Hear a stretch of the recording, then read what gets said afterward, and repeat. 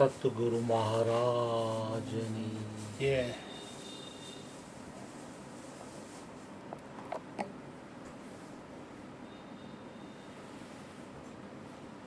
જ્ઞાન વિજ્ઞાન યોગ આપણે વાંચ્યો ગીતાનો. એમાં એક શ્લોક આવ્યો કે બહુનામ જન્મનામ અંતે જ્ઞાન જ્ઞાનમ પ્રપદ્યંતે. ઘણા જન્મોના અંતે જે કાંઈ છે એ બધું વાસુદેવ છે એવું જ્ઞાન થાય છે. એવા મહાત્મા દુર્લભ છે. વાસુદેવ સર્વમિતિ.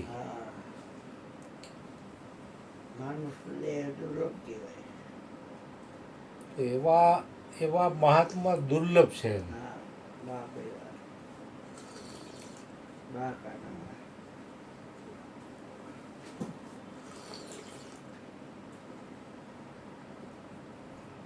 જે કાંઈ છે એ વાસુદેવ જ છે એ નક્કી કરવા માટે સત્સંગ છે.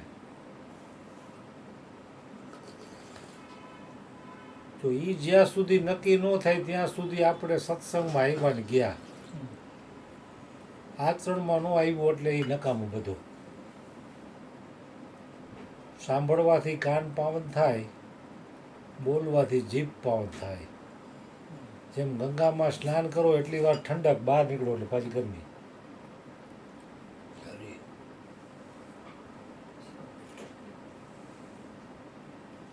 કારણ કે સ્વામી રામજી સુખદાસે પણ આના ઉપર વાત કરેલી છે કે હું શરીર છું, શરીર મારું છે ને શરીર મારા માટે છે. સાધક જ્યાં સુધી આવું સમજશે ને ત્યાં સુધી એને કદાચ બ્રહ્મા વિષ્ણુ ને મહેશ ઉપદેશ આપશે ને તો પણ એનું કલ્યાણ નહીં થાય.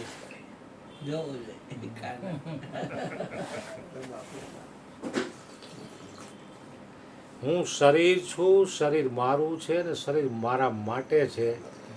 આવું સાધક એટલે કે કોઈ પણ શિષ્ય જ્યાં સુધી માનશે ત્યાં સુધી એને ચાહે બ્રહ્માજી ઉપદેશ આપે, વિષ્ણુ આપે કે સાક્ષાત શિવજી આપે તો પણ એનું પરમ કલ્યાણ નહીં થાય.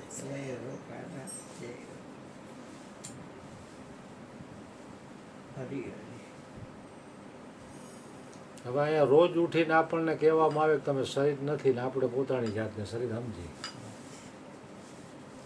કારણ કે દેહાદ્યાસ છે કે આજકાલનું તો છે નહીં, આદિ અનાદિનો છે આ દેહાદ્યાસ.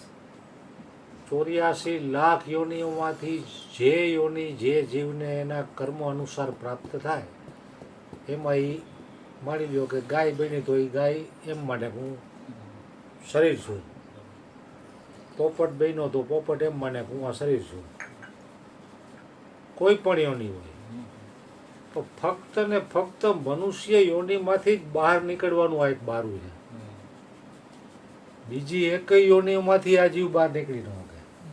હજી સુધીમાં કોઈ નીકળી નથી આવી.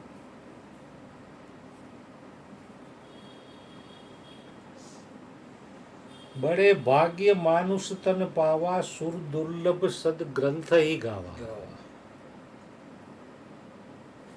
કારણ કે આ મનુષ્ય જન્મ છે ને એ બહુ દુર્લભ છે. આમાંથી બહાર નીકળવાનું આ મનુષ્ય યોનિમાં સંભવ છે. બીજી કોઈ પણ યોનિઓમાં જીવ નહીં નીકળી શકે.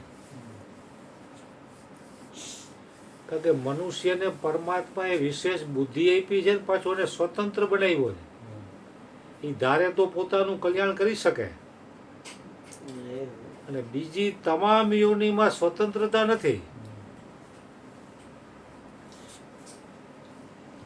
કૂતરો રોટલાનું એક બટકું લઈ આવે એટલે એ ખાઈ લે પછી હંગરો ન કરી શકે. આપણી પાસે 12 મહિનાના ઘઉં ને તેલના ડબ્બા પડ્યા. કે મનુષ્યને પરમાત્માએ વિશેષ બુદ્ધિ આપી છે. તો મનુષ્ય ધારે તો પોતાનું કલ્યાણ કરી શકે.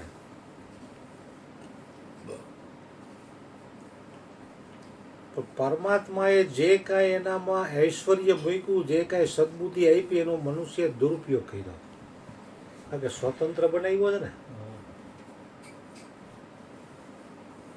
બાકીના તમામ જીવો પરાધીન છે.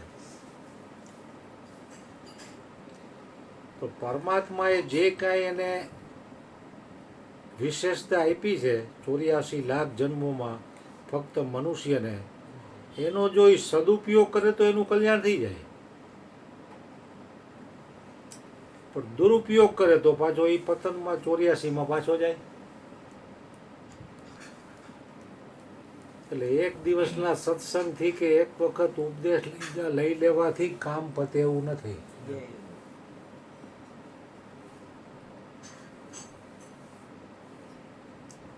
ઘણા રે જન્મથી ગોથા ખાતો, આવ્યો જીવ દુખિયારો તારો, કટે નહીં જંજાળો, કટે નહીં જન્મ જંજાળો.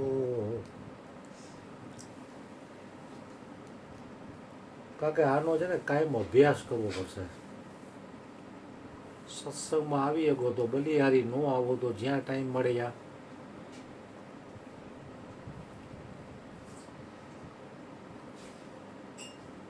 ભગવાન શ્રી રામને વશિષ્ઠ મુનિએ ઉપદેશ આપ્યો, એમાં આખું યોગ વશિષ્ઠ રામાયણની રચના થઈ. मुनि शार्दुल श्री वशिष्ठ जी महाराज कहते हैं कि रामजी, આ દીર્ઘકાળના સંસ્કારો દીર્ઘકાળના અભ્યાસ વિના નષ્ટ થતા નથી. કારણ કે અનંત જન્મોનો જે આ સંસ્કારો છે ને એ અનંત જન્મોના અભ્યાસ પછી નષ્ટ થાય છે. એટલે તો કૃષ્ણ ભગવાને કીધું બહુનામ જન્મના મંતે જ્ઞાન વાનમ પ્રપધંતે. તો એમ ન કે એક જ જન્મમાં તમારો બેડો પાર થઈ જાય. હજારો લોકો પરમાત્માને પામવા માટે મહેનત કરે છે, હજારોમાંથી કોઈ એક વ્યક્તિ મહેનત કરે છે. એટલે એવી એક એક ગણો એમાંથી પાછા એ લાખોમાંથી કોઈ એક જ એને જેમ જેમ પામી શકે.